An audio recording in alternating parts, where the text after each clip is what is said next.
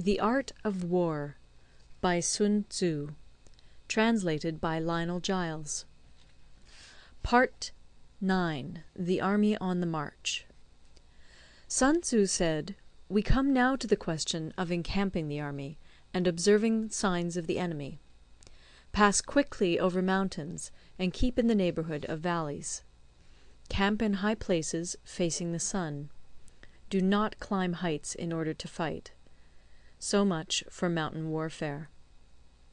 After crossing a river, you should get far away from it. When an invading force crosses a river in its onward march, do not advance to meet it in midstream. It will be best to let half the army get across, and then deliver your attack. If you are anxious to fight, you should not go to meet the invader near a river which he has to cross. Moor your craft higher up than the enemy, and facing the sun. Do not move upstream to meet the enemy. So much for river warfare. In crossing salt marshes, your sole concern should be to get over them quickly, without any delay. If forced to fight in a salt marsh, you should have water and grass near you, and get your back to a clump of trees. So much for operations in salt marshes. In dry, level country, take up an easily accessible position with rising ground to your right and on your rear, so that the danger may be in front and safety lie behind. So much for campaigning in flat country.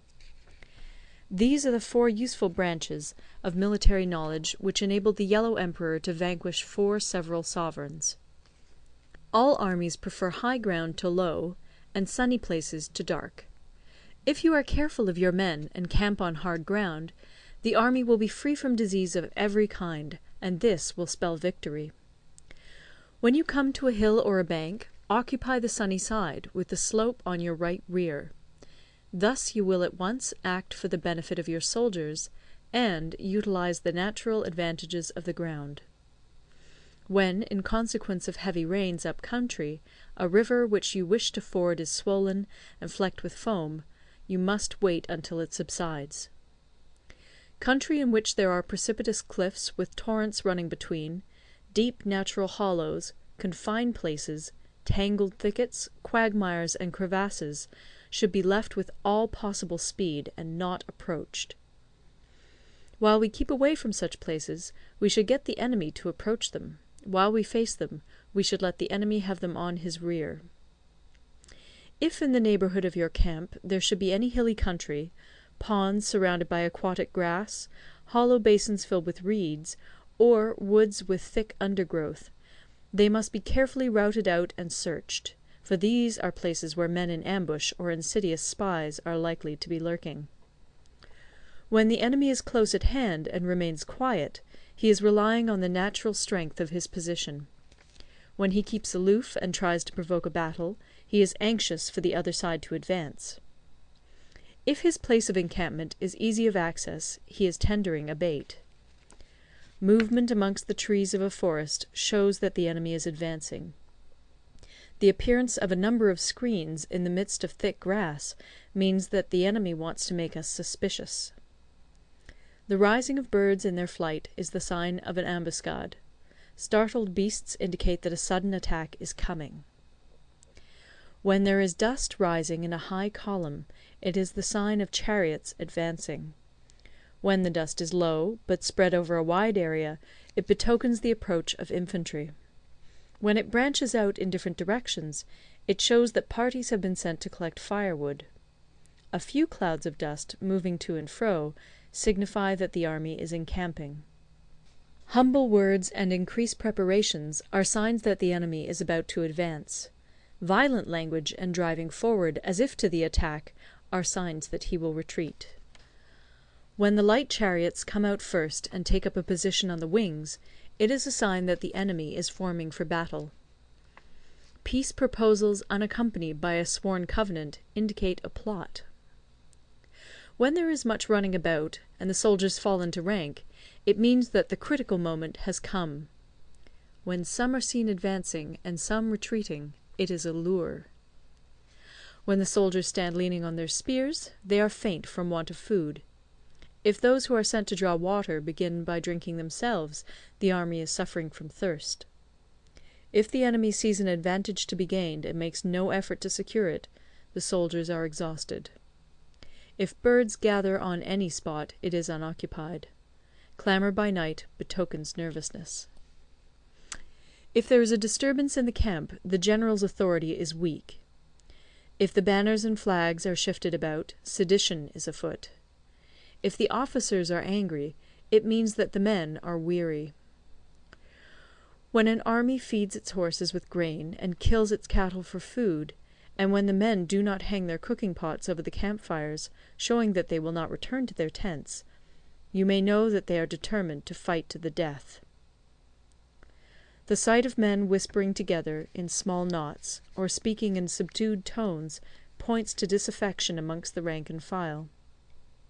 Too frequent rewards signify that the enemy is at the end of his resources. Too many punishments betray a condition of dire distress. To begin by bluster, but afterwards to take fright at the enemy's numbers, shows a supreme lack of intelligence. When envoys are sent with compliments in their mouths, it is a sign that the enemy wishes for a truce. If the enemy's troops march up angrily and remain facing ours for a long time without either joining battle or taking themselves off again, the situation is one that demands great vigilance and circumspection. If our troops are no more in number than the enemy, that is amply sufficient. It only means that no direct attack can be made.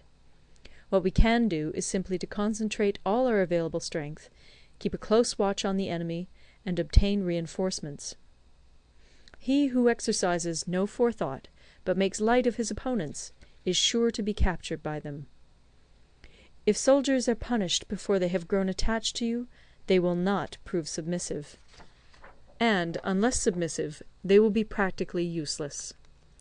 If, when the soldiers have become attached to you, punishments are not enforced, they will still be useless. Therefore, soldiers must be treated in the first instance with humanity, but kept under control by means of iron discipline. This is a certain road to victory.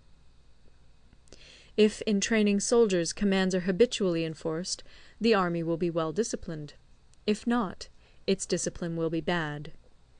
If a general shows confidence in his men, but always insists on his orders being obeyed, the gain will be mutual. End of Part 9. Part 10. Terrain. Sun Tzu said, we may distinguish 6 kinds of terrain, to wit, 1. Accessible ground, 2. Entangling ground, 3. Temporizing ground, 4. Narrow passes, 5. Precipitous heights, 6. Positions at a great distance from the enemy. Ground which can be freely traversed by both sides is called accessible.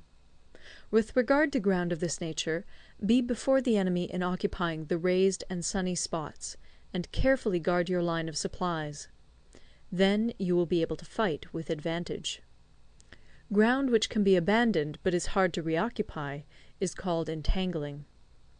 From a position of this sort, if the enemy is unprepared, you may sally forth and defeat him. But if the enemy is prepared for your coming, and you fail to defeat him, then, return being impossible, disaster will ensue. When the position is such that neither side will gain by making the first move, it is called temporizing ground.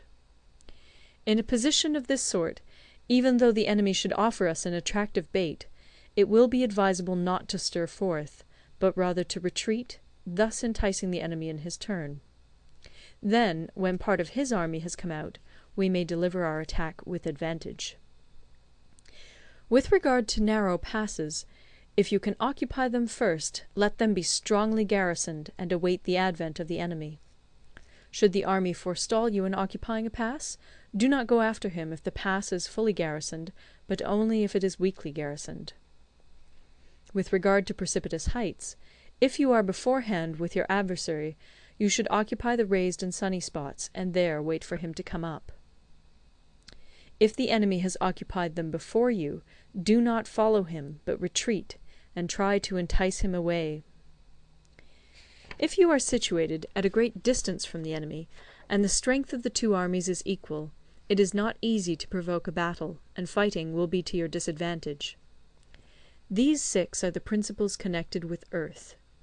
The general who's attained a responsible post must be careful to study them.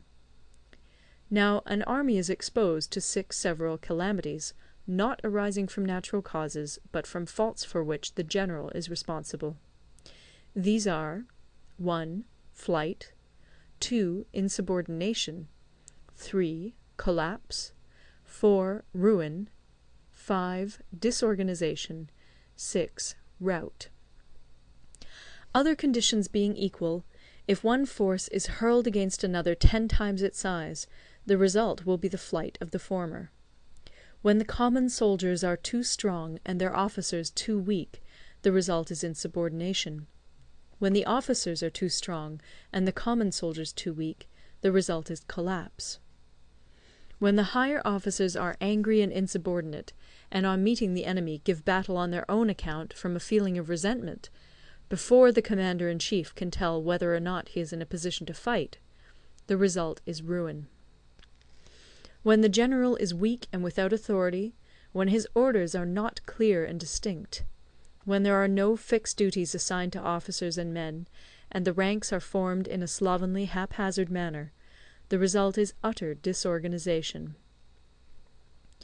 When a general, unable to estimate the enemy's strength, allows an inferior force to engage a larger one, or hurls a weak detachment against a powerful one, and neglects to place picked soldiers in the front rank, the result must be rout. These are 6 ways of courting defeat, which must be carefully noted by the general who has attained a responsible post.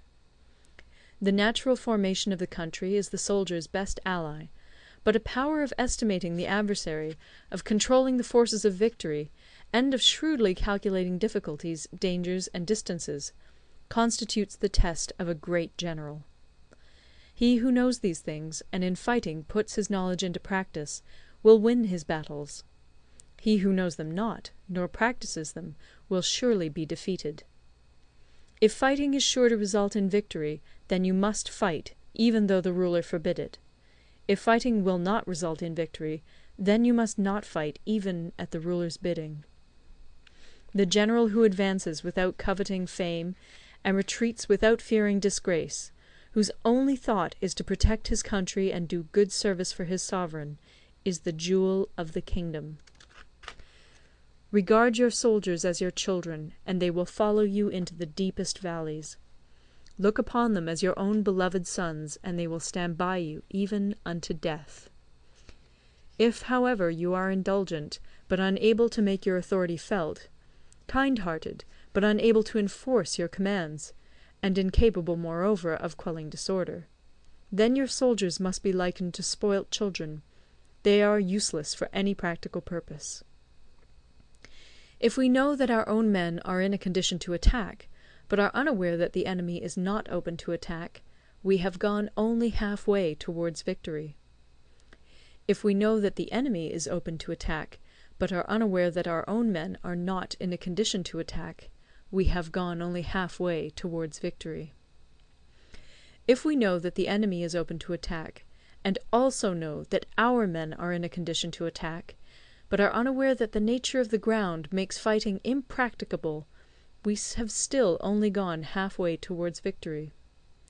Hence the experienced soldier, once in motion, is never bewildered. Once he has broken camp, he is never at a loss. Hence the saying, "If you know the enemy and know yourself, your victory will not stand in doubt. If you know heaven and know earth, you may make your victory complete." End of Part 10.